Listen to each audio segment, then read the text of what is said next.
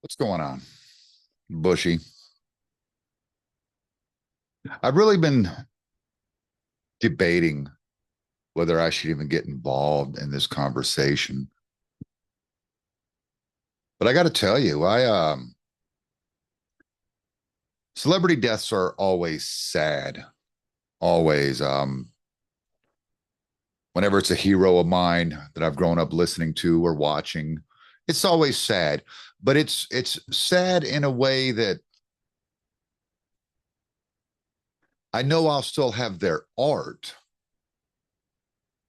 that I can always go back to when Ozzy passed, when David Bowie passed, when George Michael passed. You know, it's always sad. I'm always a little upset. Like, oh man,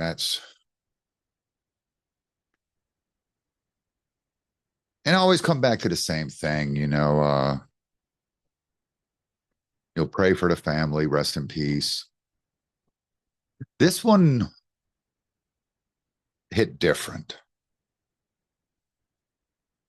I recently turned back to my faith after walking away at 18, 18, 19 years old. I was starting to see a lot of ugly in the world. I was starting to see ugly, amongst people that claim to be so devout. And I turned my back. I was one of the staunchest agnostic atheists that I knew. Um, but I never hated on Christians the way I see a lot of atheists, lifelong atheists do. But I would squash the conversation. I would say that's great. I'm glad. I admired people that had faith. I didn't have it.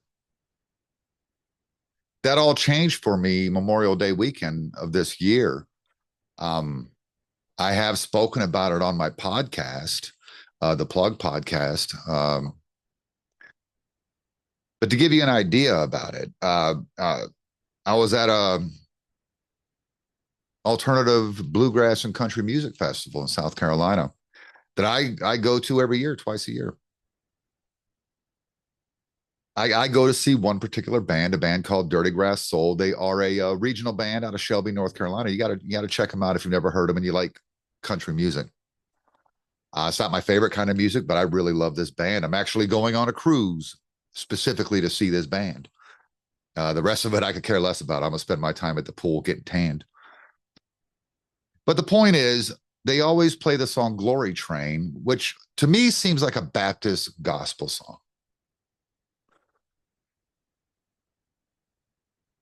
Heard it 100 times, you know, be it on their live album that I have, or the multiple times that I've seen them live, either at this festival or when I've traveled to see the band because they're just that good. But something changed that night. I don't know what it was. Normally, when they're playing it, I'm throwing my horns up, because I'm a headbanger. That's what we do. We throw horns at a show. And I can tell you that I felt what could only be described as the hand of God touching my heart. And I started crying uncontrollably. My girlfriend couldn't console me. And my hand went to the air and I gave my life back to Christ. I had to process it for a while. And then I ended up going back to church. Now I am a baptized Seventh day Adventist. I got baptized at 14 years old by choice. I wasn't forced into it. And I've returned to that church because I truly believe that church doctrine. I believe in a three angels testimony. I believe that you must love and believe in Jesus and follow the commandments, all of the commandments. That takes me to Charlie Kirk. Not a perfect man. Now, his views did fall in line with most of mine. We differed a little bit on abortion, even though I completely understand his take, how it's all evil, because murder is evil. But I tell you, to witness that, the assassination of this man in front of his family, I've seen a lot in my life, and that's probably the most horrifying because I am a Christian, I am a conservative. And I do believe in the Second Amendment, and I'm going to double down on the Second Amendment as well. Ronald Reagan did it after his assassination attempt. It's not unheard of for those of us that believe in the Second Amendment to double down on our rights to defend ourselves. And it's reasons like that that force us to double down on them. To know that his family and children were there when that shot rang out, that his little 3 or 4 year old daughter went running to him because she was frightened. My heart has been so heavy this week.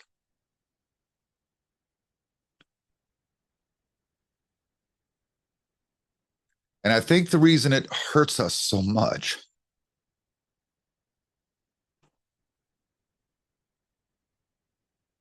is because you can take your little snippets of him at his talking points, prove me wrong, campus events, and you can twist it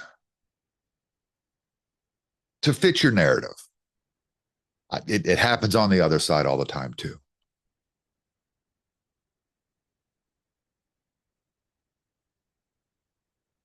But the man is guilty of speaking truth, of preaching the gospel of Jesus Christ.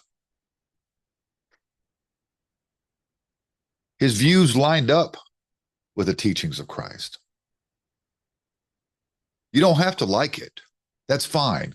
We live in a very evil world these days.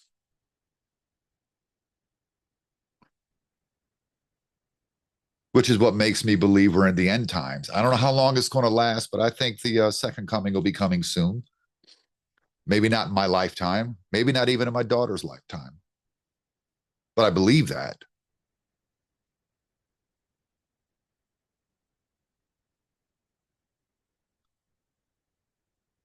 I've tried prayer, and it's right here. It's so heavy. It hurts so much.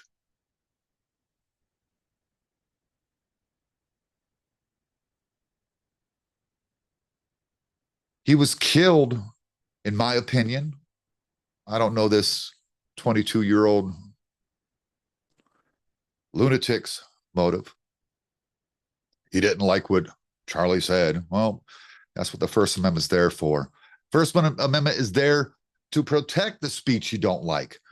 All you people I see online and on these videos saying these horrific things about this man that was murdered in front of his wife and children for speaking, for engaging in debate, for inviting everyone to come and speak to him, being respectful and kind always.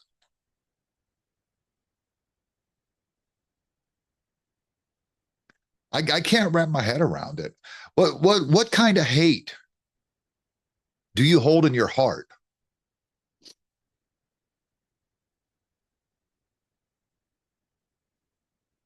How is it that you can be so incensed? I mean, I know how. I know how. And you could try to play it off, but when you're getting constant bombardment by all this leftist media that everybody's a fascist and a Nazi and they're taking your rights away. No rights have been taken away. Not a single right has been taken away. And when you argue that point to its end conclusion, this is the response. I can't beat you verbally, so I'm going to take you out because I disagree. I'm here to promise you I would never in a million years do that. There's nothing in my heart that can make me hate somebody and then hate somebody so much that I have to unalive them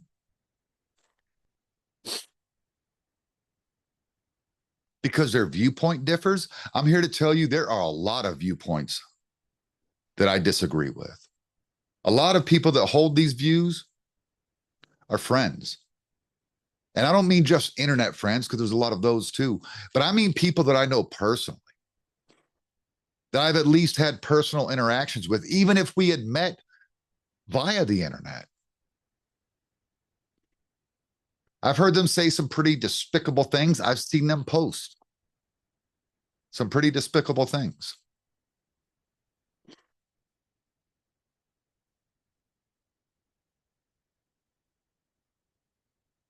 And I just don't know how to take this off my heart.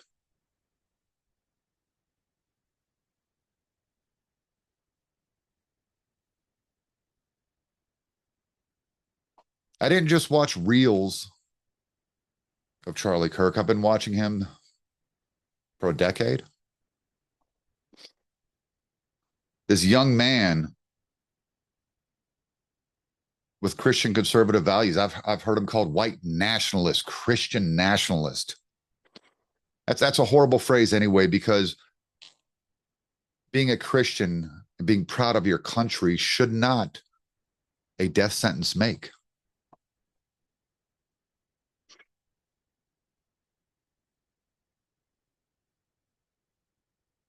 One friend of mine isn't talking to me right now because he said, "Oh, let me guess, thoughts and prayers." Yeah, I will pray for his family. I'll continue to pray for his family. And I'm going to pray for him too. If you don't want to speak to me because of my faith, you want to mock it, that's fine. I used to be that guy. I understand. I understand.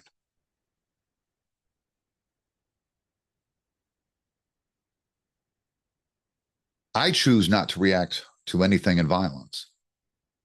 It doesn't mean I'm not capable of it.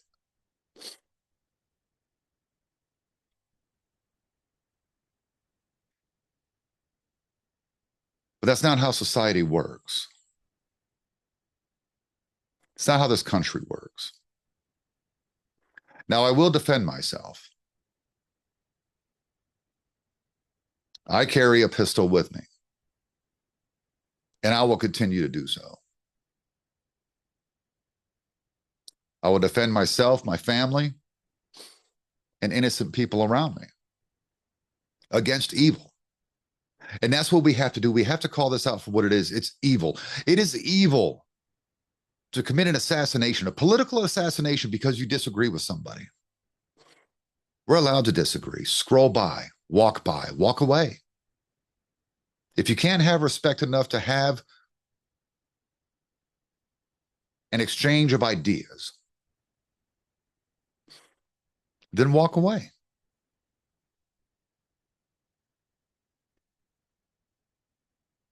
My first response when this happened is I would show you true fascism. This is what came across my mind, and I had to pray on this and get that lifted from my heart. Because my response would be I would put this country in, I would bankrupt it immediately. Again, this is my first initial response.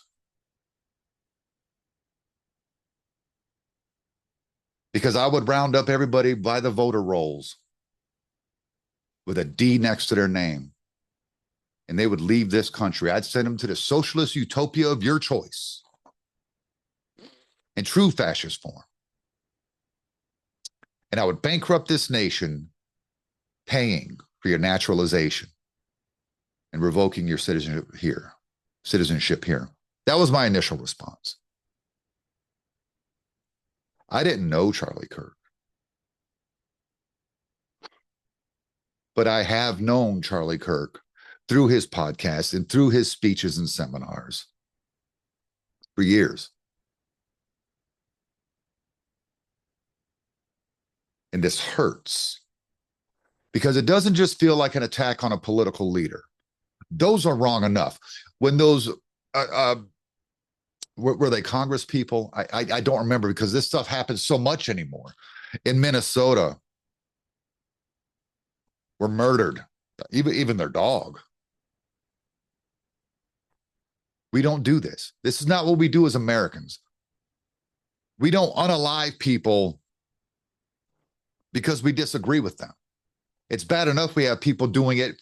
I want those shoes or I need that money.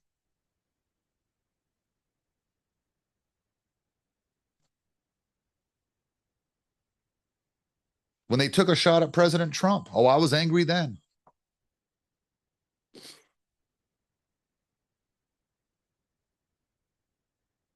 How do you lift this weight off your heart? Because this one, I haven't slept well. And I really haven't. I was at my girlfriend's house Wednesday night and I ended up leaving her in the middle of the night. She woke up pretty upset with me because I was gone. But I wasn't sleeping. It's very heavy. The heaviness I feel in my chest is the same heaviness I felt when I was notified that my father had passed away.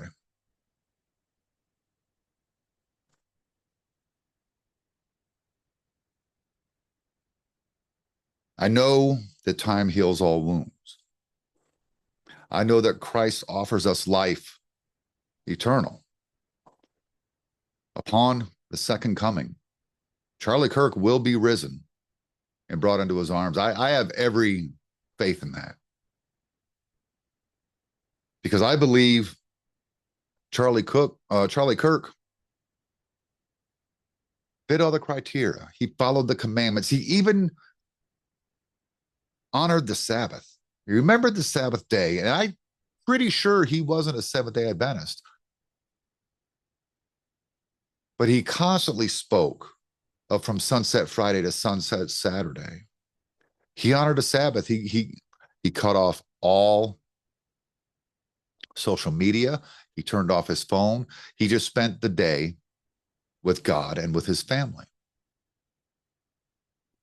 Remember the Sabbath, keep it holy. So there will be a place in the kingdom for Charlie Kirk.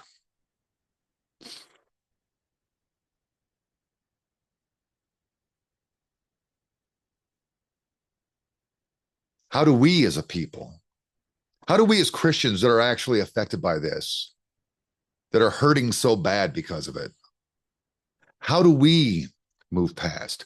Because we have to continue to love our neighbor. We have to. It's one of the commandments. We have to.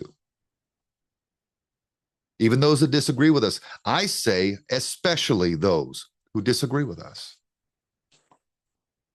those who mock us, those who go out of their way to try and break us down, to shake our faith.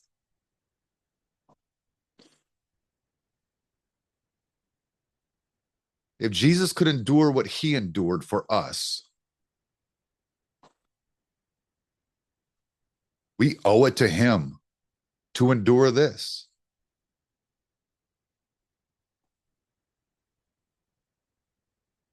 I think it's abhorrent what happened to him. Charlie, I mean. It's abhorrent. It was cowardly. It was rage fueled.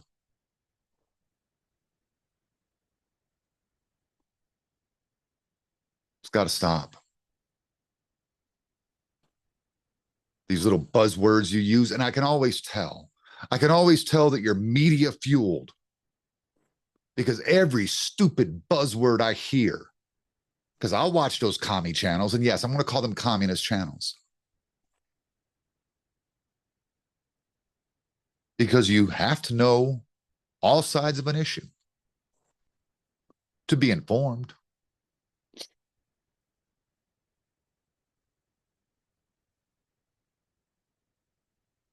I know immediately that you're media inspired, that you don't have a clear thought for yourself when you start throwing out those buzzwords. Nazi, fascist, just because you don't like that there's a guy in office right now. God knows it could change next time around. Is trying to bring America back to the Constitution. There's nothing wrong with that. It's what made this country great for so long. It's what's going to pull us back up again.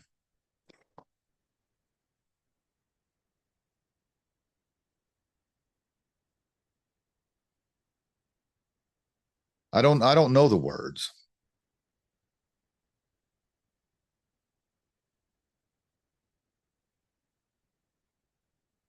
I don't know what it'll take to lift the heaviness off my heart.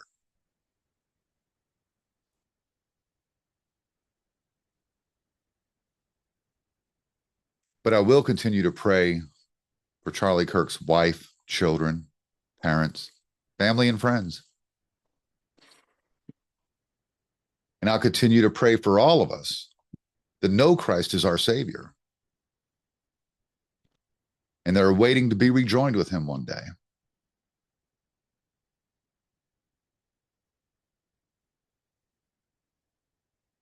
And believe me, I have a lot of work to do. I've been a sinner for a long time of the worst nature.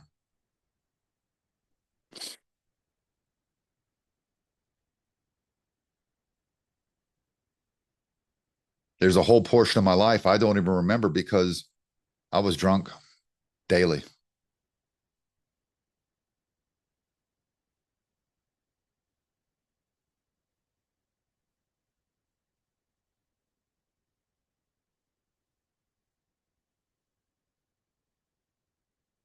I don't know what it's going to take to get us to be one people. It may never happen. I don't know if in the history of the world you've ever had a one people.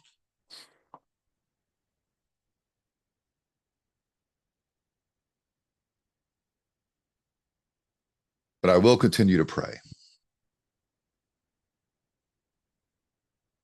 And I will continue to spread the truth of Jesus Christ.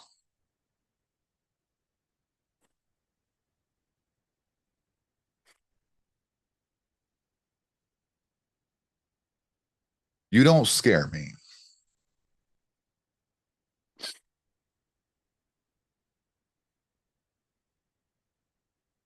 Because I have faith that what I am trying to accomplish in life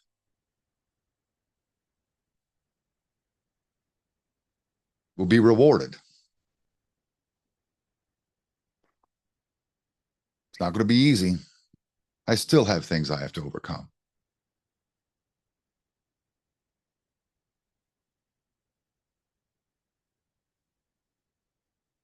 Be good to each other. Remember, views are just views. Beliefs are just beliefs. You don't like the fact that I will tell you that Christ is your Lord and Savior, and if you accept him and follow his commandments, you can have everlasting life? You don't have to. We have free will. But I'm not going to stop saying it.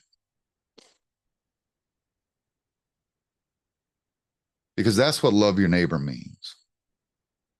It's not talking about physical and emotional love.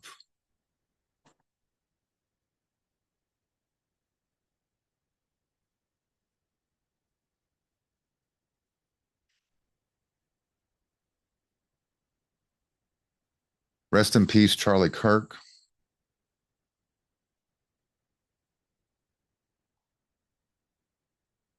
I'm so sorry, Erica Kirk, that evil won the day, but he didn't win. He didn't win. There's millions of us that are going to stand up.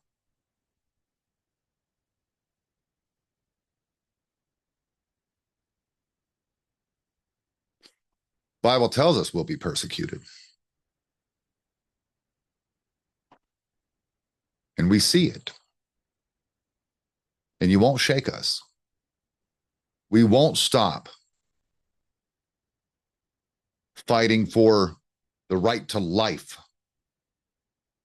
because you decide to be irresponsible. We won't stop that. We won't stop preaching the gospel. We won't stop protecting your freedom to say these vile and reprehensible things simply because you disagree.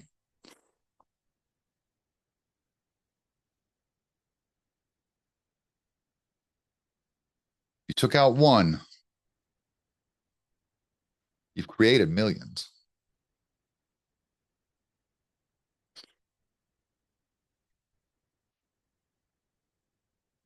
Heart's heavy.